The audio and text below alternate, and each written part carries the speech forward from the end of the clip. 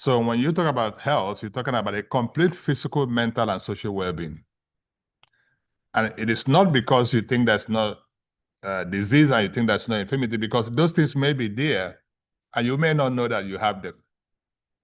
So just thinking that the absence of disease and infirmity doesn't mean you're well. So I want you to have that in mind. So you can always understand that you may not be in a complete state of health if you don't have all the elements that you need. Now, that being said, let's take a look at mental health and see exactly what we mean. I know they asked me to say it. Sorry, I'm in a conference in a hotel, so I have to get into a place to be able to do this. And somebody saw my clothes and he thought I came to the wrong place, but I got permission to sit here and do what I'm doing. So mental health is a state of well-being in which an individual realizes his or her own abilities. And mental health is a state where people are able to cope with normal stresses of life. Mental health are a state of well-being where people can work productively and is able to make a contribution to his or her community. So if you live in a community, it doesn't matter which community you find yourself with. If you have the ability to realize your own abilities, if you have the ability to cope with the normal stresses of life, if you can productively be able to make contribution to the community where you belong, then you can say that you're in a clean state of mental health. Oftentimes, that may not be the case. Some people don't have the ability to fulfill all these obligations, and they're still part of the community. So what we're trying to look at is what is happening between the time where people are able to do what they need to do and the time they're not able to do what they need to do. But when people are said to be mentally ill, what does that mean? Do they have it? Do they change their color? Do they change their size? Do they change who they are? No, they're still who they are. But at the same time, they are said to be having mental illness. And what does that entail? It entails a change in emotion, a change in your thought processes, and a change in your behavior.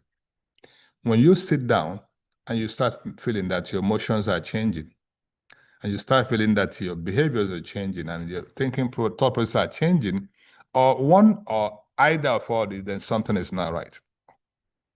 It doesn't mean anything wrong. It just means that mentally you're not balanced. So you need to start looking at what do you do?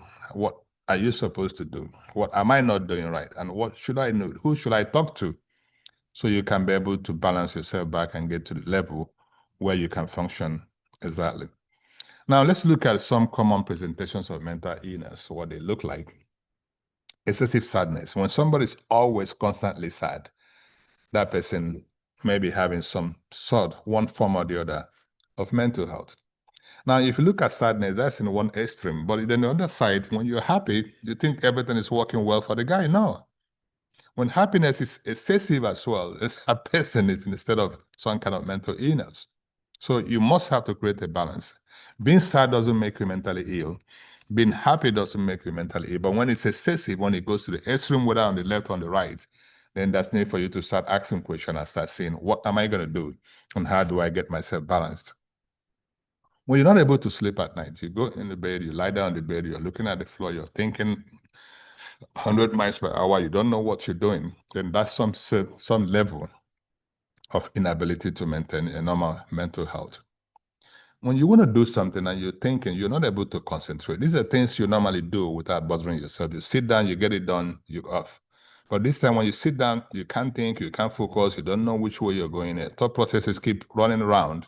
Then you need to look and see what is happening. And you look at mood swings. Some people have this roller coaster, and then they don't know. One moment they are feeling good, the other moment they are feeling bad, the other moment they are in between. If that happens, then somebody is in a state of mental health that needs to release some kind of help to be able to get well. When people are irritable, excessively in anger all the time, something that is not supposed to be a big deal. You think you're joking with somebody, you think something is not right, and the person snaps. Or you may think, hey, what is happening to that person? Look at that person or look at yourself. There may be some atom or elements of mental that need to be addressed. And then we'll talk about behavior. We all know behaviors that are normal and abnormal. When people start going out of their norms and start doing things that ordinarily people shouldn't do at certain times, then you need to know that something is not right, that something is cooking. Fear is not one of the things that we need. We can fear, but then when you excessively fear things you shouldn't fear, then there are some elements that is not normal. Believing in something that doesn't make sense. You sit down, you believe God is going to throw food from heaven. Well, they said in the Bible that the era of manna is gone. Today, God tends to bless the works of our hands. So when you see people sitting down telling you, don't worry, God is going to come down from heaven. He's going to give me this food. He's going to make me that. Then something is not right. But that belief is not, it's not normal. So that's abnormal. If you're hearing something that people are not hearing, and you're seeing people that others are not seeing, then there's tendency that something is happening that you need to take care of. People don't talk to themselves. In rare cases, you can talk to yourself once in a while, but when you constantly see yourself talking to yourself, and nobody's hearing you, you're just talking to yourself, you need to check something is not right. And then people get into psychoactive substances and get a whole bunch of them, and that can culminate to suicidal thoughts and ideation. Oftentimes, we leave suicide at the end of the mental health arena because things culminate to get into mental health where people now talk about killing themselves. So if we can address all these issues before we get to the thought of suicide, then we have done well to be able to prevent issues that have to do with mental health and suicide behaviors. If you look at this guy here, this lady, I don't know exactly whether it's a guy or a lady, depression had set in at this point. Their world is non-clustered. They don't see well. They can't understand well. They can't hear well. They can't think well. They feel they're up to nothing. And something has to be done and stop people from getting to this state of mind. When they get to this state of mind, it has gotten a little bit too late. Again, it doesn't mean there's no solution. Something can still be done at this point to be able to remedy the situation. When you look at mental health disorders, I was talking to somebody yesterday who wanted to see a counselor, and I suggested counselor. She said, oh, that's for people that have mental health. I was like, oh, then if you find counselor for people who doesn't have mental health, call me back and let's talk about it. And she was serious because she think there are two set of mental health counselors, those that counsel people that have mental health and those counsel others that doesn't have mental health. I don't know why she doesn't need help. If you look at anxiety disorders, they can come in so many forms and the symptoms vary. So you need to know exactly and identify which one you're dealing with. Excessive anxiety and worry, fatigue, which is not normal, restlessness, your muscle aches and the soreness increases, something is not right. You're irritable, whatever happens, you think the world is going to end. You can't concentrate. You have difficulty sleeping. Then there are some signs and warnings that something is cooking and you need to be able to see what you can do. In other times, people get themselves into this level. When we talk about mental health, one thing we don't often talk about is substance use disorders. But in the US, it's been classified as one of the major mental health that people need to deal with. Sometimes you say, why is he doing that? Why is she doing that? You think they're doing it by themselves. No, they're mentally sick. And there's need for them to get help if they're going to come out and redress themselves from this area. So don't sit down and see somebody struggling with these substances and think they know what they're doing and they're going to stop. They're not going to stop unless they get the kind of intervention and help they need to be able to get out from these scenarios. People sometimes lie down. You see them, they are normal. You see yourself, you're normal. Nothing is wrong with you. Nothing is bothering you. But when you sit down, you lie down to sleep, you can't close your eyes. If that continues to happen, then that's some indication that something is not right. And then you need to see what you can do to be able to get something handled. Some people are psychos. So the reason why we're pointing this out is that when you see yourself in this state of mind, or you see people in this state of mind, don't sit down and argue with them because you're going to be triggering something that you may not be able to handle. You're going to look them, they look normal, they think normal, you think you're dealing with a normal human being, but when they snap and start doing certain things that you think is not normal, then if you are in a normal state of mental health, you should begin to recognize that you're dealing with somebody who needs some additional help to be able to bring them back to balance. Now, how do you protect your mental health? How do you do that? You have to make sure that your physical health is protected, because if you're not able to protect your physical health, then your mental health is even going to be more difficult to deal with. Regularly, we encourage you to make sure that your physical and mental examinations are done so they can tell you your state so you know exactly what it is that you're dealing with, you're up against. There's need for you to rest, because sometimes you get into this rat race and you're walking, you go from walk to the next walk to the next walk, and you're thinking about the next walk, trying to do extra time. Those things are great, but there's need for you to have adequate rest to be able to protect yourself as needed. Exercise is one of those ones you need to do as well, because you have to have a balance between work and also your physical exercise. Set goals for yourself. I will encourage you to make sure that when you're setting goals for yourself, that those goals are SMART goals. When they are SMART goals, you got to state a specific goal of what you want to accomplish. You got to know how to measure those goals so they can be achievable. You got to make sure they're accurate, so you're not looking at 10 things they say you want to do, and you're only working on 2 things. They're not being accurate. And you got to be realistic that you can actually accomplish that thing that you set your goal in your mind to accomplish. And you got to set up time within which you have to check and see if you're actually doing what you need to do, or if you're actually getting the things done as needed. Now, we do recommend some coping strategies that can help you adapt when you see yourself struggling with these issues. Talk with a mental health expert when you feel psychologically down. There's nothing wrong in doing that. Positively make sure you reframe your thought processes. When you start yourself, you start seeing yourself thinking negatively, thinking that the world is going to end, thinking that everything is going to go wrong, thinking that everything you've done is going to go. Start reframing those processes and get it from where it has to be to where it should be. Stop looking at the cup as half full and half empty, but start seeing those cups as half full. Accept the situation. There's nothing wrong with accepting the situation. You accept it first, you tend to deny it, then you realize that you're going to have to face reality with life. If religion is going to help you overcome, well, stick to your church, your religious, circles, and make sure you do what you need to do so you can have that confidence that you're overcoming things that you need to overcome. Well, humor is one of those things that you have to use. Sometimes when things to be tough, it doesn't mean the world is going to end. You can throw in some humor and you're going to see yourself being able to overcome at that moment and getting into your next level where you're getting some balance back with your mental health. Active coping planning. Now, if you know where you always have issues, there's need for you to have some tools in your pocket so that when they come, you can invoke those tools and be able to help yourself overcome at that particular moment. This can help you cope with these systems or issues when they come in. But then there's need for you to understand earlier what is happening, diagnose them so they can be treated. If you need to use drugs, then let's give you drugs so you can use drugs and do what you need to do to help you. If you need some psychological treatment, then see counselors. If you need to be treated socially, know at each time what the problem is so you can know the type of health and the type of need you need to be able to solve your problems. Why do mental health matter to us? Why does it matter? Why are we sitting down talking about mental health? Because 1 in 4 people globally experience challenge in their lifetime, mental health wise. It impacts your ability to produce anything. You see your productivity going down. It impacts your relationship, your husband, your wife, your kids, your co-workers, your neighbors, fellow students. Everything you do, you're having problem. It is not you having the problem. You're having this problem because of the impact of mental health.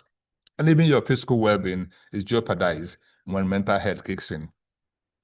Then when all these things are said and done, it leads to suicide, which is one of the leading causes of death worldwide, especially among those who are younger. So these are reasons why it matters and why we're talking about them. So what are the how common is mental illness? I mean, people are going to say, well, I don't know. It doesn't concern me. Let me tell you something. We do know that it's one of those chronic diseases that doesn't go away anytime soon. Why? Because statistically, we do know that up to 50% of people in this life are going to have mental health to deal with throughout their life. They're going to have mental health from when they were born to the time they are gone. In others, between 15 to 25% are going to have mental health that will be consistent with them for up to a period of 12 months. So when you look at that, some living with it throughout their lifetime, up to 50%, and 15 to 25% living with it up to 12 months, then there's need for us to look at it. So what are the risk factors that we've identified for mental health illness so that you know if you fall between these risk factors, so you can start looking and planning ahead of time what you're going to do and how you can prevent it? Family history of mental illness. When parents separate early in life, the children are exposed to some level and have the propensity to be able to be exposed to issues that have to do with mental health. Early parental deprivation, that has to do with separation as well, or abandonment.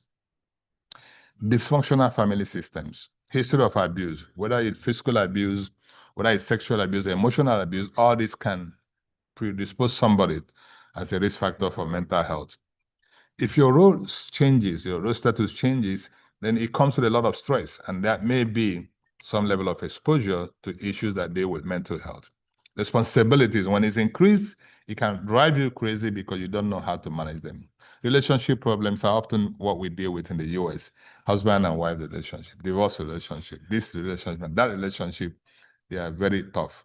And then career choices and progression. You see your kids, they're leaving home, they're going to college. When they're done with college, they're going to get into the world. They're going to start looking for jobs. They're going to start making choices, and they're going to start progressing. I want to tell you that that trajectory is also very stressful and can put people at the risk of mental health. Now, we're all from maybe Nigeria or Africa as a whole. Let's look at it and look at the statistics of what we have in Nigeria. 20 million Nigerians live with mental health conditions, and the suicide rate is 12.9%, 12.9 per 100,000 people who are going to commit suicide. About 15 million people who commit suicide annually in Nigeria. Compare that with the US, where you have 59 million adults, about 23% experience mental illness in 2022. If you look at the US suicide rates, you see in 2022, there were 49,476 people that committed suicide. That put it at 14.2%. The people in the US per 100,000 committing suicide. And in the US, suicide is the second leading cause of death among those particularly ages 15 to 34. So it is something that needs to be addressed permanently so people can understand what to do and what not to do. Now, if you look at Nigeria, for instance, for every person who dies by suicide, at least 20 others had attempted to commit suicide at some point. What does that tell us? 300,000 people annually may be suicidal distress in Nigeria, according to Premium Times. About 3.9% of the population have depression in Nigeria, but who actually go in and look at these people and try to provide help for them? Not a whole bunch. And then 2.7% have anxiety disorders. That amounts to 4.9 million people. And yet, these are not discussed. Then when you go into the industry and try to provide help, there's a severe shortage of mental health professionals. 200 million Nigerians only have about 200 psychiatrists to deal with. And you can imagine, do the math, and tell me how many psychiatrists have to see how many people in Nigeria. And if you look at clinical psychologists, there are only about 319 in Nigeria recorded. And those who are trained in some mental health nurses and likes are going to be about 1,000 of them. So mental health provision is very limited, especially at the primary healthcare level in Nigeria. So if we are here and we have the resources and we know what to do and how we can make contributions to be able to reduce the effect of not having enough people to treat and to take care of those who have mental health one form or the other in Nigeria or in Africa as a whole, let's see what we can do. Let's raise our hands and be able to speak up and make those provisions. Now, I mean, these are the quick facts that you don't need to know. Or, I mean, just to throw them out there, in 2022, 49,476 suicide deaths in the US. And they go further to break them in numbers based on who is affected most. Are they going to be certain people from different regions are going to have a higher rate? And we look at it. Do men commit more suicide than women? It's also broken down here. Now, in the US, they go in because they have statistics. They look at the ethnic groups, so the American Indians, Alaska Native, white people, and the question is who commits more suicide than the other? So they can be able to do appropriate intervention to be able to help them to stop the issue of suicide in the communities. Now, there are always barriers to mental health care. Let's look at them. Stigma and silence is one of the greatest barriers that we have, and that's why we're doing this work. So people can start talking about it and people can know how mental health affects people's life. Fear of judgment. I don't want to tell them, I don't want people to know. That's the thing we used to do back home. And when the stigma is there because of the silence, and when people have the fear that they're going to be judged, it discourages them from seeking the help that they need. So if we start talking about it and they know that, hey, it's not a stigma, you don't have to close your mouth. Don't fear. People are not going to judge you. then there's propensity that those people are going to start looking for help. Then you have limited access, shortage of professional resources. When you come in low-income regions, they don't have the money. Even here in the US, you got to go in and tell them because they don't have confidence in the system. It's difficult for them. They want people that look like them to be able to provide those services. How many people look like them that can provide the services so they can have the confidence that they're in good hands, that somebody else is going to take care of them? And sometimes there are financial barriers to therapy and medication. Those who need them may not be able to afford them, and government doesn't always pay for everything that is out there. Now, even the funny thing in Nigeria is the criminalization of suicide. When people attempt to commit suicide in Nigeria, they rather make sure they get it done. In the Nigerian system, here, you want people to attempt to stop, and so you can, retaliate.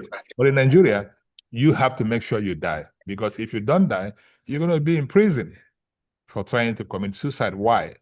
That is some area we need to do an intervention with the National Assembly, because this law was a British law set up back in the days when we were still in the colonial era, where they thought that those who don't want to work for them tend to commit suicide. So if you are tempted to commit suicide, Oyibo punished you because you were neglecting their orders. But now the colonial era is gone. They left, they went back to their country. But those lawmakers who are supposed to look at these things and what affects Nigerians are not paying attention to this. They still left laws where when any attempt of mental health or suicide is punishable by prison terms. So we need to go in and step in and tell them that that shouldn't be the case, that people should be able to get the kind of help they need when they need those helps. When we continue to do awareness and advocacy, what are we trying to accomplish? We normalize conversations about mental health so people can understand that, hey, the world hasn't ended. We encourage empathy and understanding so that people can have the ability to open up and have the discussion with us about mental health. Let's use community platforms. Let's go to schools. Let's go to churches, our workplace. Let's use media to create more awareness, which is what we're doing by getting involved and working every year. So we can promote help-seeking behaviors that doesn't have shame in it, because that's nothing to be ashamed of. If we remove shame, people will speak up. If we remove shame, people will know that the conversations about mental health are normal. And we can use community platforms to make sure the information is out there. So what strategies do we use to promote mental health? Education and awareness. We look at campaigns, we put it in school curriculums, and we look at community dialogues that we can talk about mental health. Policy and reforms, I've talked about it, mostly in Nigeria, where you can you can go to prison for attempting to commit suicide when it's a mental health component. There has to be some reforms to change those things. We have to increase access using telemedicine, mobile clinics, community support groups, and the rest, so people can have access and know where to go to seek for healthcare. There's need for workplace awareness. We have to stress management is something that has to be incorporated. And I know in most organizations, they have these provisions, but sometimes we take them for granted. Please see what you have in your organization and make sure you're taking advantage of it to be able to balance your level of mental health. Go in there, talk to your HR, and see what's available. If there's none, encourage them to put something to help you manage your stress at work. Engage the youth so they too can become advocates for change, because when they become advocates of change, the tendency that they're going to be exposed to this is going to reduce, because now they are talking about it. We have to break the silence. We have that role. We have to speak out openly about mental health challenges. If we see friends, if we see families, if we have colleagues who are having problems, please let's support them. If there are stereotypes that you think that are making people don't want to speak about it, go in and talk about those stereotypes so we can challenge them. And we'll make sure we have to advocate, each and every one of us, for better mental health policies, and also make sure funding is available for people to do that. So we're going to call you to action. You answered to this call already, and we'll encourage you to continue to do so.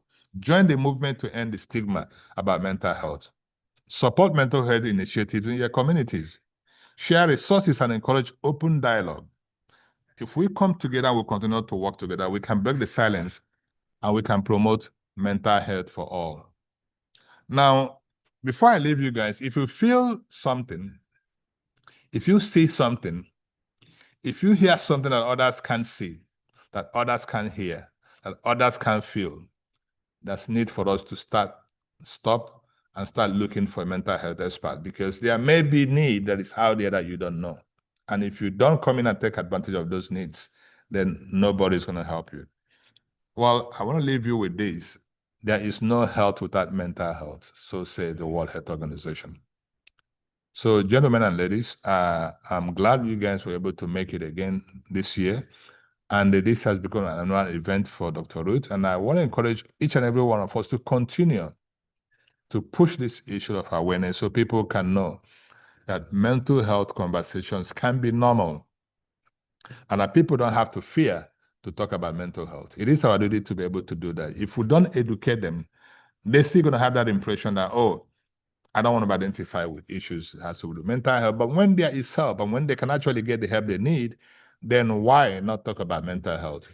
So it is our collective responsibilities to make sure we continue to preach, to make sure we continue to educate, and to make sure we continue to take the awareness to all levels so people can know that the stigma associated with mental health has to be something from the past and shouldn't come into the present. Because if we don't do that, then we have information we are holding back from people, and we're not able to give them what they need to be able to do what they need to do. So thank you very much for attending yet this event, and we look forward to you continuing to propagate the information to make sure that people understand that mental health is a sickness that can be cured and that there are provisions for that and that they can get the help they need if they speak up and open up. Thank you very much, Dr. Ruth, and thank you everybody for listening to me. You have a nice day. Thank you so much, Dr. Oscar. I see a lot of people off camera. Come on camera so we can see your face. Man, this is amazing that you have such a rich message this morning. I know that each and every one of us, we are the change agents. Dr. Oscar, we can't thank you enough, even though in your busy schedule, you left what you're doing, you're in a conference in DC, but you left that and you jump in here. That indicates the heart you have for humanity, your service to humanity, and your vision, your purpose. You want everybody to be in good health. And that's what we're looking for, mental health for all. So thank you so much for jumping in here. I have Dr. Tega Ojukwu here, who is also a mental health provider. I'm going to give her 1 minute. Tell us something on suicide prevention. Okay. I know we're going to have questions. Dr. Oscar, do you have 1 minute to answer 1 or 2 questions before you go? I can. Okay. All right. Does anybody here have any question? Anybody, doesn't matter who. Can you raise your hand if you have a question? All right, let me look at the hand. Okay. I guess in case you're just joining us, this is our 8th annual suicide prevention walkathon. And the way we do it is that you walk in your neighborhood, whatever that makes you comfortable. Then you join us on Zoom for a guest speaker. And today our guest speaker was Dr. Oscar Atuma, all the way joining us from DC. He has information, he has conference going on, but he decided to join in here and share with us. He's a licensed mental health counselor with all other degrees that behind the name. That's why we know that he's one of the competent person to share with us on this day. September is Suicide Prevention Awareness Month. Now I have one hand. Oh, Sophia. Sophia, can you go ahead, Sophia? Thank you, Dr. Oscar. I want to ask, is narcissistness a big problem? Is this something that one should be concerned about? Of when course. It comes to, that behavior leading towards, if you notice that behavior is going towards suicidal thought or language, or that person start using certain words.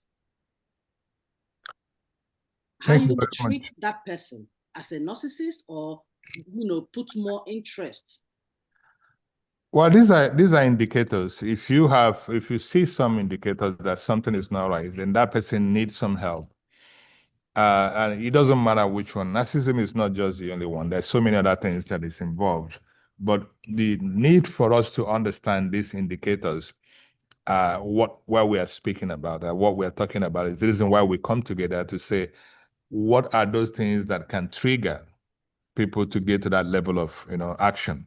So for narcissism, if you see somebody who is always thinking that the world is going to end, thinking that nothing is good enough, thinking that, hey, everything is going to go wrong, then you may see that something is not right.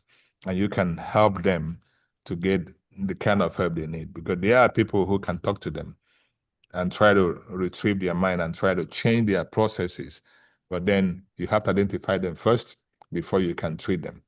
So that is one of those indicators. And when you see somebody in that state of mind, they may not know that they have problems. So it becomes your duty to say, hey, you can get help because there's help out there.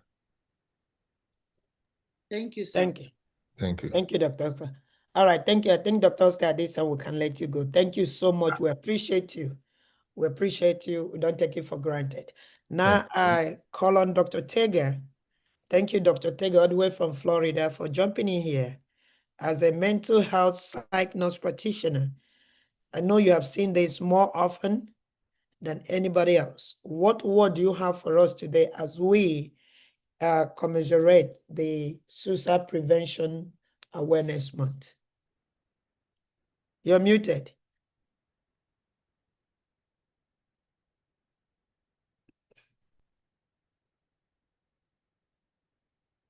Okay. Yes, I'm walking here in a noisy park, and the streets, car driving was noisy. That's why I muted myself. Dr. Ruth, thank you for giving me this opportunity to speak. But first, I want to appreciate you for what you're doing and knowing that this is the 8th year. Oh my God. This is one of those things called consistency. Well done. And I can't continue without appreciating Dr. Atuma. You said it all. But I'll just augment what you said right now with a few more, even though it's a repetition. So, help, help, help. There is help, even though it's limited.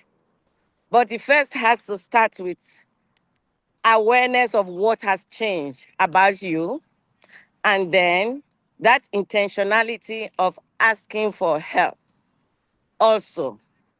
But if someone is in a situation and does not even know something is wrong, that is where we others around comes as our neighbor's keeper. You know somebody, something is changing.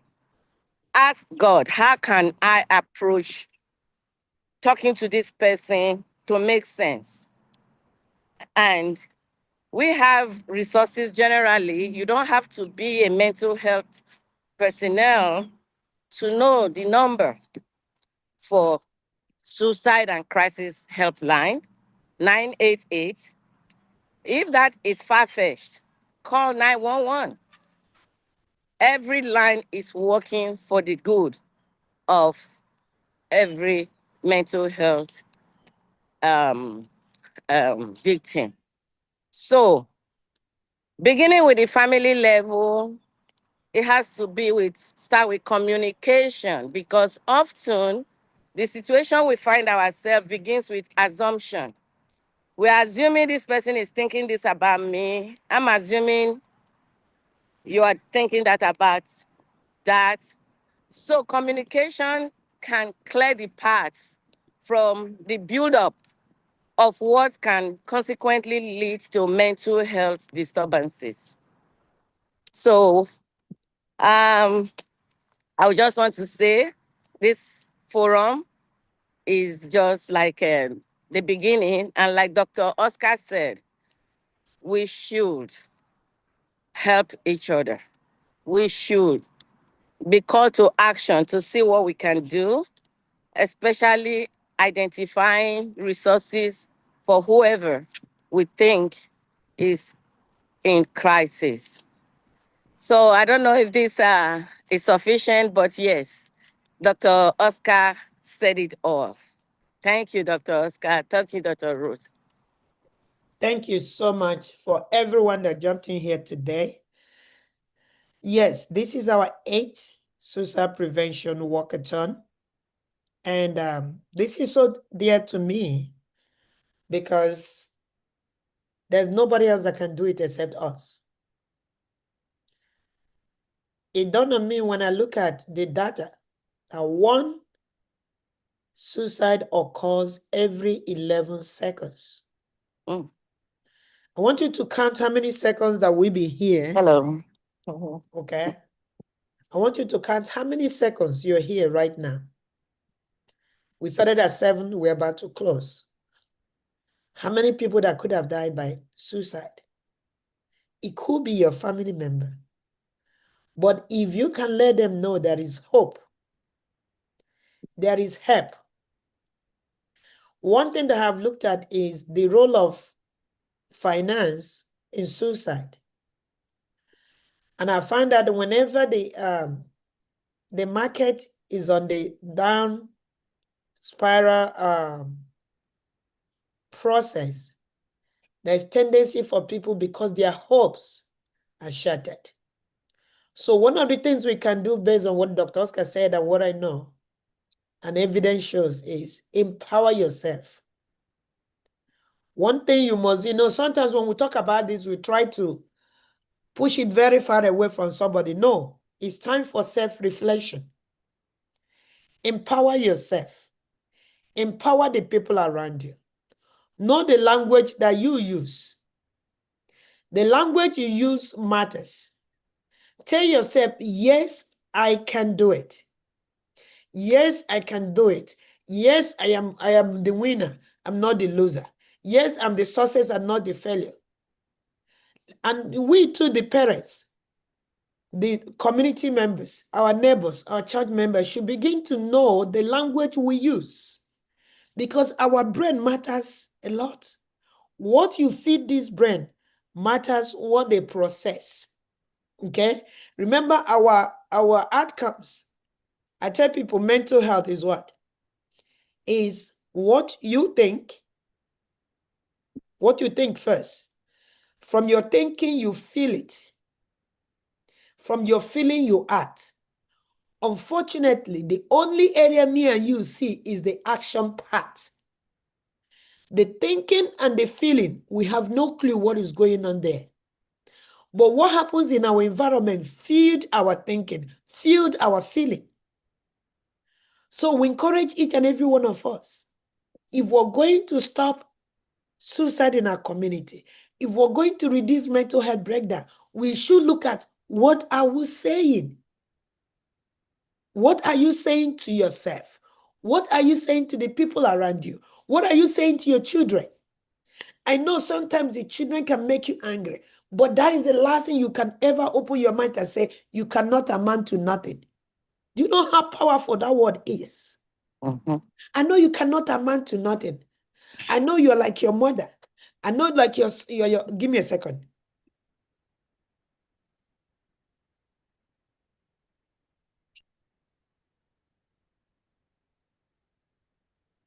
Sorry about that. I know like now you're acting like your father. Now you're acting like your mother. What does that mean? No matter how bad it is, because I've seen that the middle class, especially, anybody, suicide can happen among the rich, can happen among the poor, can happen among anybody. But it's something all of us have control over. There's something all of us have control over. It's what we say. What we say to people. What we say to ourselves. What you say to your friends. Okay? It matters a lot. So, my people, as we move on to our lives, let's begin to watch what we say. Don't bully people. Avoid an environment that bully others. Don't be a bully yourself. Don't bully anybody. Try to be positive. In everything you do, be positive. It doesn't matter the situation. Try to see positive things inside of that. I'm telling you, you bring life to people because you never know who is standing beside you. Maybe you're the last hope You're the only one that's about to stop that thought process they're having. And instead of you being the person to stop, you will become the person that will fuel it. You may not even know what you have done. But let's start with self. They say charity begins at home. So I want everybody on this call, put it in the chat. I'm a winner. Type in the chat, I'm a winner. I'm not a loser. I'm the head. I'm not the tail. I'm the success. I'm not the failure. No matter how many times I fail, I will continue to fail and fail until I pass. I will not kill myself. I will be a positive social agent in my community, in my church, in my neighborhood. Profess that. Said, I am the head and not the tail. I am beautiful. I am handsome. Call your name. Right now, call your name and said, Otega Ojukwu, you are the best. Ruth Ifediora, you are the best. Don't wait for someone to tell you you are the best. Tell yourself every day, you are the best. If you're an employee, you're working for somebody. By the time you end your job for the day, before you leave, tell yourself, I am the best employee and I have done the best I could offer today. If you own your business, don't worry about what is not working, but look at what is working and tell yourself, I am the best. I have contributed to my own quota today. Tomorrow will be a better time for me. You have to say something. Open your mouth. Tell yourself something. Tell yourself, I will not die. I will live to declare the mercies of God. I will live to be a positive person in our community. You are created for greatness. You will fulfill your greatness. And tell yourself, I will speak up. Because sometimes, maybe your energy is going down. Tell yourself, I will speak up to someone.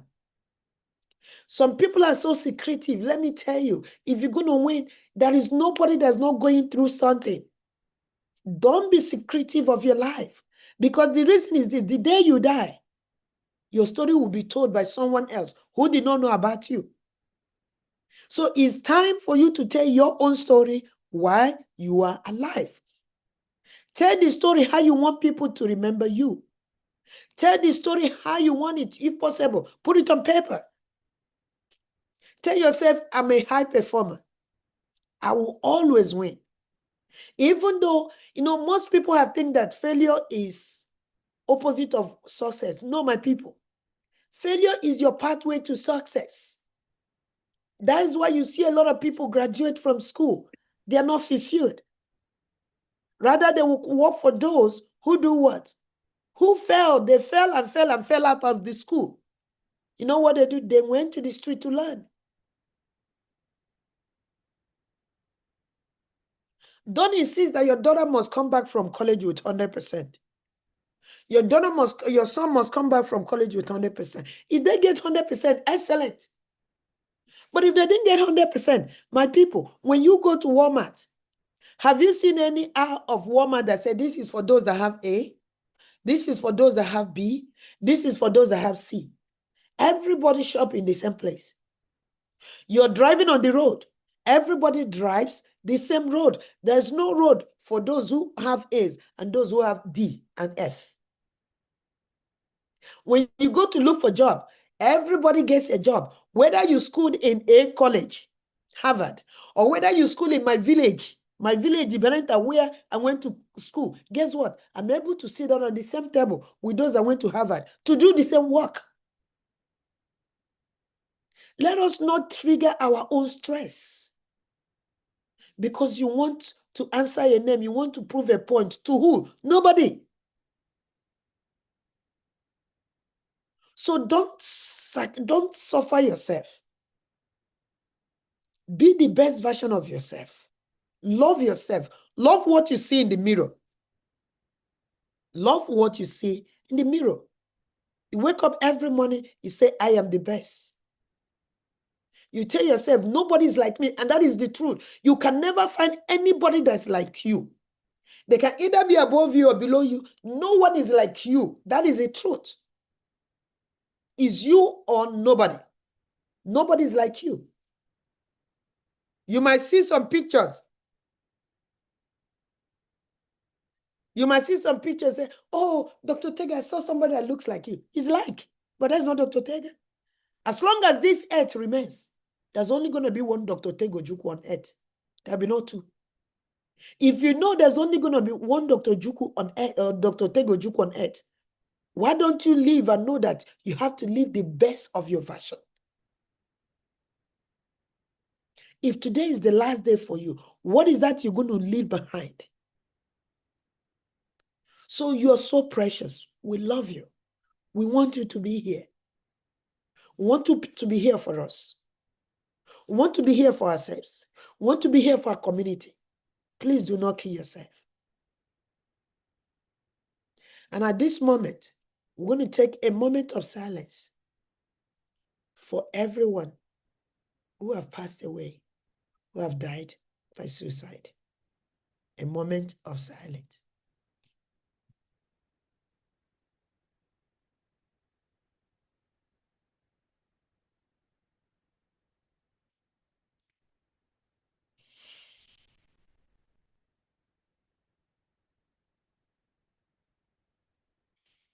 May the soul of those who departed rest in peace. All right. Any questions, any comments?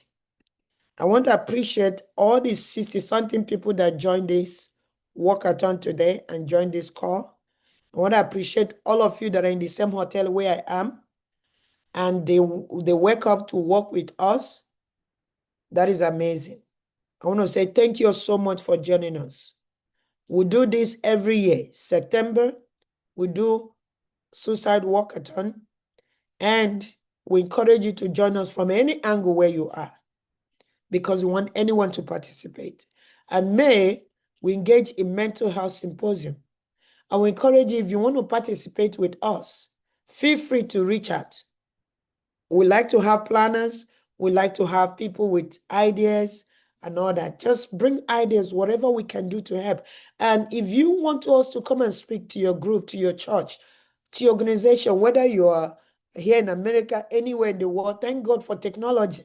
That's why we are able to participate this morning. We can always jump on to educate. We can always jump on to create the awareness. Okay? And I call for this every year. I'm from Nigeria, and I'm so passionate. If you're on this call, you have a relationship with anyone in the Senate. You have a relationship with anyone in the House, or your President Ahmed Tinubu is your father, or your brother, your uncle. We need to change the Nigerian Constitution. As we speak today, or Dr. Oscar said it, the Nigerian Constitution said, is not the practice. The Nigerian Constitution said, if you attempt suicide, unless they change it today that I didn't know. So the last time I checked, if you attempt suicide and you're caught, you go to jail for 1 year, 12 months of jail. No matter what all of us do, if we don't change that legislation, it's not going to work. And as Dr. Oscar said, that was the law, that was the legislation that was handed over to us from the Britain before they left. But that was 1960. 1961, Britain enacted their Suicide Prevention Act. But till today, that law is still in the Nigerian Constitution. And I'm telling you, nobody can help us except you. So at any point in time, this video is on YouTube. Please, we need your help. Anything you can do to help us change that so they can create an environment for people to thrive. We're all enjoying, for most of us in the United States, right now we're enjoying. But what if you go home? How can they save your own people? So remember, say something, speak up. When you see something, speak up. And that is all I plead. Thank you so much. I see Emilia. Your hand is up. Emilia, can you go ahead? Good morning, Dr. Ruth. Thank you so much for this opportunity. You're welcome. God bless you for this wonderful session today. Dr. Ruth, I'm an advocate of mental health, and I feel no shame talking about it. But unfortunately, in our community, I'm from Ghana, the Ghanaian community shone away. When it comes to mental health, unfortunately, even close family members who mean well may say certain things that they don't know that could kill you. I've been married for almost 25 years, but for the first 15 years in my marriage, I was childless. I went through 7 miscarriages. And through that time, I was a mother, a business owner, everything you can think of as a woman. People will come up to me and say, why don't you use all this money that you are building to go and do in vitro? To my face. People will say, why are you crying over a child that you never met? People will say, why do you sit down and think about money when you can use that time to have kids?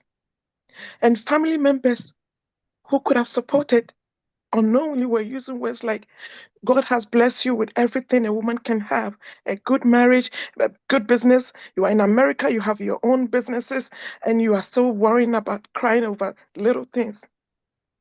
And that was killing me. That was killing me. And when I told my family that I wanted to check myself to see a psychologist, my husband shone away from it. My own mother shone away from it because why? They thought people would like put me in a category that I was a mad woman. But one day I prayed to God and I said, no, I'm bigger than this. I walked myself, I checked myself to see my doctor and I told her something is not right. She did assessment and she said, Emilia, you passed with flying colors, meaning I was highly depressed. My mental health was not good. And from there, they put me on medication. And Dr. Ruth, I have no shame. I went on taking the medication for 6 months before I told my family that I sought help. So me, I'm a big advocate of mental health. Dr. Ruth, anytime you need a call, you need someone to speak up, call me. Call me because it's about time we stand up. It's about time we talk about it. It's about time we break that stigma because it is big. It's killing people silently. We need to talk about it. And Dr. Ruth, this morning, I don't know why I was going through stuff myself, but for some reason I said, you know what, let me log on to this. And it wasn't just a mistake. God bless you for Thank all you. that you do. The doctors that spoke, the first doctor, the male doctor, he touched a chord. And I'm just pleading to everyone on this call this morning, today. Please, mental health is real. Let us all watch what we say. Dr. Ruth just echoed on that. Let us be a little help by our simple words. We can say, I cherish you. I love you. You matter to God. You matter to me. Let us be the one that someone can call on. Sometimes just being the listening ear will go a long way to help someone. If you don't have anything to say, if you don't know what to say, just say, I hear you. Don't say I understand because you don't. Don't say we are in it together because you are not. Anytime you say we are in it together, you bring the person deeper. Tell the person, I don't understand, but you will be in my prayers. And the moment you say, oh, believe in God, pray, you bring the person deep down because then the person is feeling that they are not praying enough. Then they're thinking that they're doing something wrong. Instead of saying, pray, you can say, I will have you in my prayers. You can reassure the person and tell the person that if I'm here and I feel your pain, God feels the pain the most. He is with you. Because for someone to come out to say it, for someone, and the reason why a lot of people are not talking about it is all because they fear what people are going to say. They fear where people are going to put them in society, the category they're going to put them in. So I'm pleading with everyone here this morning, please. Mental health is real. Just be the person, like Dr. Ruth said, don't bully anyone. You may not know the effectiveness of your words. Your words may kill someone silently, the same way your words can uplift someone. Let us be all the sunlight that our peers need. Dr. Ruth, God bless you for this you do. We, the BFG, I believe God brought us here for a purpose. It's not all about the money. It's not all about we helping others. He brought us here to help one another.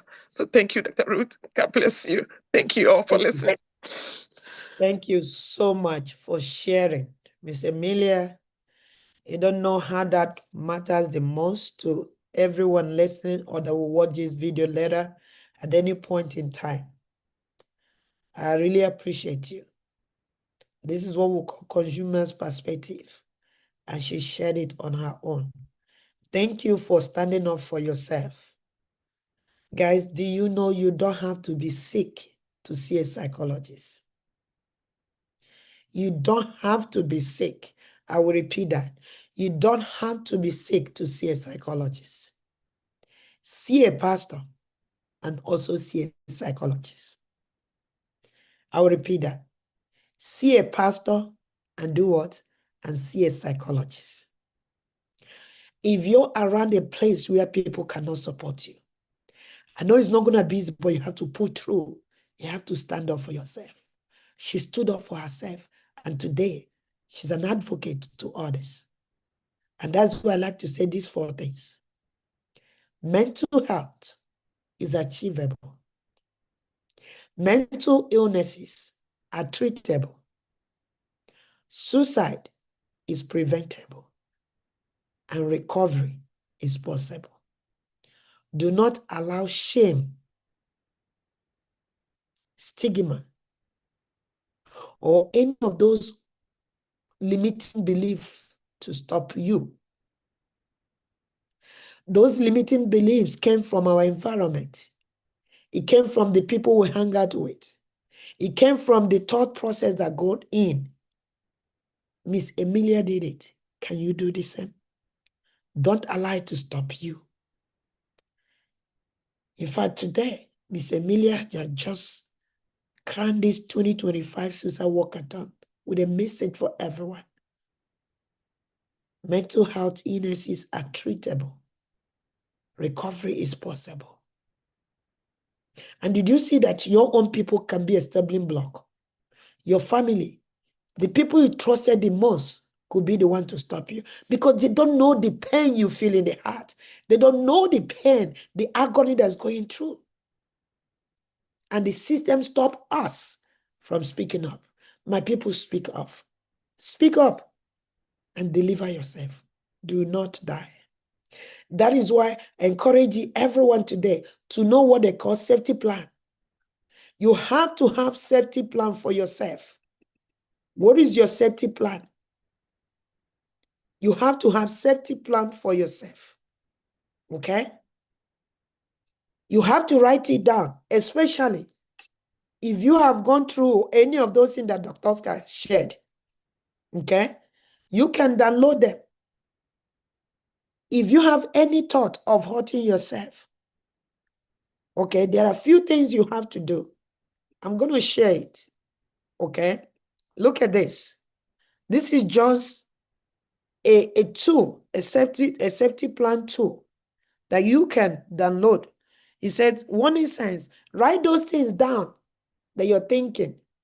One of those warning signs: excessive drug use, excessive alcohol use. Okay? You're hopeless. You feel trapped. You become reckless. All right? You don't want to talk to anybody. Write down any of those symptoms that you think. Those are called what? Warning signs. change in the mood. Somebody in your neighborhood is trying to give away their stuff. That's not normal when they were not doing that before. Okay? Now, after you do that, what's the next step? You have to write down, take those things off your program by contacting another person. Write down your internal coping mechanisms. Okay? You have to develop this either by yourself or with a licensed counselor or mental health professional or your doctor. Okay? Look at this. You can do any of this. Write down, put in providers' names and numbers that you can call. Because sometimes when your mind is occluded, you may not think. But when it's written down, you are able to think. Okay? Write down the name of professionals, available resources that is there for you. Be in a safe environment. If you have a gun, do you know about gun safety, storage? You want to make sure it's not available. There's one thing that I noticed is like a norm right now. People build houses. And inside the house, they build a big place. It's only for alcohol. Guys, let me tell you, alcohol is one of the most dangerous social acceptable drug. But now, people build a house and set up a big section, all designed with different level of alcohol. You are shooting yourself on the foot. Not just for you, your children. You're exposing them to toxic, unsafe environment. That's what you're exposing them to. I know it's a design. It might show luxury, but you're exposing your own family to danger. I just want to say that. So, Miss Emilia, thank you so much. Everyone here, if you or your son, thank you very much. Thank you. Thank you, dear. Do a safety plan. Work with them to complete their individual safety plan. That's one of the tools that you can use to prevent suicide. Make sure your safety plan is in place. Okay, Dr. Tega, go ahead. 1 minute.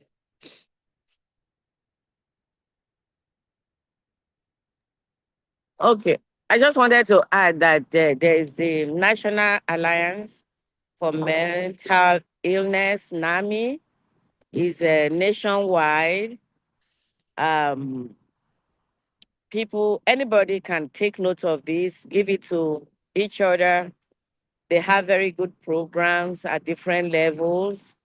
And I think it has offices in almost every county in this country. NAMI, National Alliance for Mental Illness. And then I just wanted to also say, I was taking notes. The 4 things you mentioned, I forgot one. You said mental illness is treatable. Yes, mental health is achievable. Achievable. Mental health is the normal state. Yes. Mental health is achievable. Mental illnesses are treatable. Suicide is preventable. Preventable, yeah. And recovery is possible. Now, let me show you guys something. Because sometimes picture tells. Let me tell you what all of us do on a given day. Look at this graph. See this graph right here. Okay? Then you see this one here. This is us. We'll go like this every given day. We'll go like this every given day. Okay? So God had designed a human being. When you find yourself here, you are able to bounce back to this place. When you find yourself here, euphoric, you're all up there, you can find yourself here. But when you find yourself here or here, you're not able to bounce back. You need help. You need help. You need to speak up. But all of us go through trajectories in our emotional state. Come on a road traffic, being in the traffic every morning. Do you all know that they said heart attack is highest on a Monday morning? You know why? Because the person is thinking about the traffic they're going to meet on that Monday morning. That is why you see a lot of happy hour on Friday evening, because they're excited they have gone through the week. But Monday again, they remember that traffic. So all of us, someone is causing you on the common traffic. That your child wake up late can bring you down here. They miss school, you receive a letter from school that your child has been summoned or suspended for not coming to school. Now you find yourself down here. Little things. That is why mental health breakdown is a difficult thing, because you don't even know what triggers yours. Most of us have a common trigger, but little things. Unlike someone that have hypertension, they broke their leg, you can treat them. But someone is mentally sick, is not sharing with nobody. So if you're on this call this morning, know that if you're here, or you find yourself here, God aligned us to come back here. This equilibrium, this is where we need to be. But if you stay long on any of this spectrum, you need help. And the help you need a pastor, you need a psychologist. A pastor is not a healthcare professional. You need a holistic approach to life. You lost a job. You're looking for a job. Can you empower yourself? Can you go to any career? Can you start a business? Can you ask somebody, I need to start something? Because going to sleep every day, waking up and drinking yourself to stupor is not going to do it. But if you see someone doing that, are you going to say, hey, what they're doing is because they're in their dark moment, they need to get up. You could be the person that will help them. Yes. But I want you to know this is all of us. This is all we go. And this is our mental health. It goes up and down. The goal is for us to come back here. When you cannot come back to this equilibrium, that is where you need help. You must get help. Thank you. Dr. Ruth. Comments. Dr. Ruth, closely associated with the spectrum you drew, there is a powerful tool online too. It's called the Mental Health Continuum.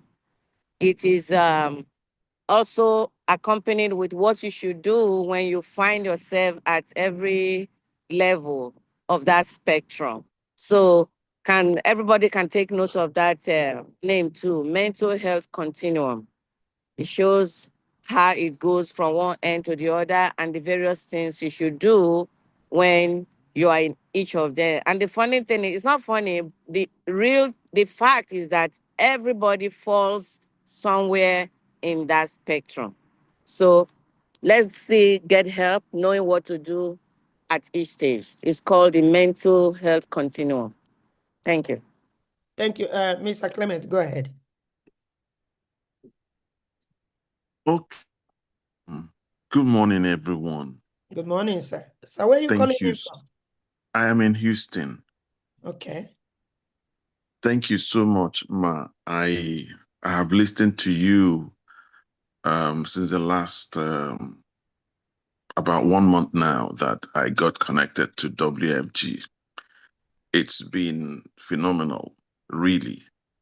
I asked myself, what would I have been if I had known you since the last 4 years, 5 years? Now, this morning, you're talking about mental health, and I heard you talk about having to change the part of the constitution that we have back home in Nigeria.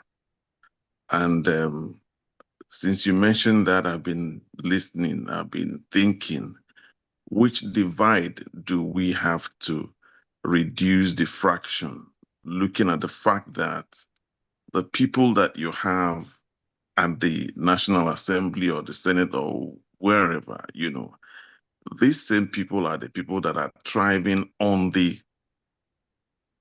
reason for which people are being pushed to this mental imbalance every day by a very huge fraction.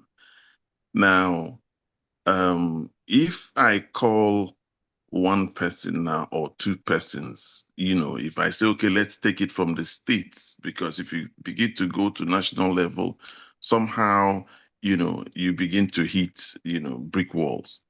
But even at that, I could call one or two persons. In fact, between the time that you mentioned that, I've actually shared this discussion with one or two persons, and they're like, Emeka, what are you saying?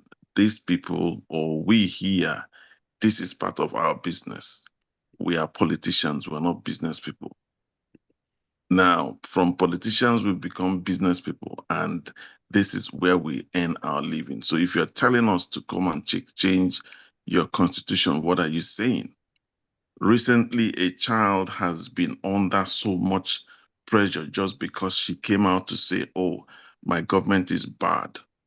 But for some reason, this same child, for the case of this child, they've changed the narrative of the allowance they give to National Youth Service people just because the girl complained and talked. Now, my point is this. If you want to talk to them, how or what do you want to tell them that will make them change having to take advantage of their people? Because leadership in Nigeria is the most reason for which today, the mental state of typical Nigerians has gone down, with such a very high proportion. Now, how do we change it? I think that most of the challenge we have that is driving us nuts is leadership. People you think go there. Today, I remember when Tinubu was part of the Nadeko people pushing the army to leave the government. But today, what is going on is worse than what we had during their era. So I think over here in America, we know our challenges. Over there in Nigeria or Africa, we know our challenges. It's just about leadership. And that leadership is about that challenge is until that leadership mentality or dimension is changed, we will not have a reduction in this mental health situation that we talk about. Thank you. I've already gotten your contact, and I'm talking to these two gentlemen that will do something. I'm going to come back to you so that we can talk off the camera. What do you want to do so that I can give you access to these people? You can deal with them, talk to them, let them find a forum where you can begin to bring in this wealth of knowledge into the society and then begin to talk to people and then see how we can change this. Because if you have to change a nation, you change one person. Thank you so much, Ma. Thank you. Thank you so much, sir, for joining us, Mr. Clement. Guys, that is it. We need information. And it's getting out. One day, someone will get to that constitution and do something.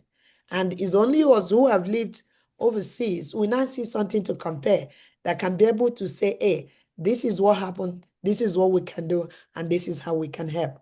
But I appreciate you, sir, for joining on this call. And I want to say thank you for each and every one of you. We have a survey and a chart. Please help us complete that survey. It takes less than 2 minutes. Okay? Help us complete that survey.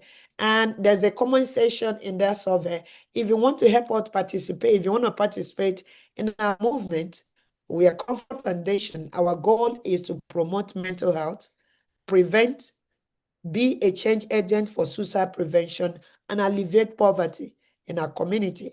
And we'll be doing that in the United States and Nigeria for so many years. And we like collaborators, we like people that say, this is the idea, I can do this, even to just speak in our event. We do this event, Mental Health Symposium, every May. Because of COVID, God gave us an idea. We don't localize anything. Everything is done on Zoom. So you don't need to leave your house. You can participate in any angle. And God has been so faithful. And thank you, you all that participated this morning. You made this a reality. And we're happy, we're so grateful. But above all, for us to continue to tell all this, to bring this on, we need your feedback. We need your feedback. So click on that chat, on that link. And today, this is aired on YouTube. Okay. I'll also post it on Comfort Foundation Facebook, all right, account. So you can watch, you can share with somebody so they can come and watch later. You never knew one word. At least they need to hear Miss Emilia speak, right? They need to hear Dr. Oscar. They need to hear Dr. Toga. You never know one word that can change somebody's life. I thank you all so much. I think I see one hand. I see a hand that was up. I couldn't see it again. But thank you so much and have a wonderful rest of your life. Yes, we're going to leave this Zoom, but continue to talk to somebody. September is Suicide Prevention Awareness Month. Let's speak up. Be the one. Be the one to save yourself. Be the one to save others. Thank you so much and have a nice day. God bless you. Thank you, Dr. Thank you, Dr. Ruth. God bless you. Everyone at the doctors. Thank you, Dr. Ruth.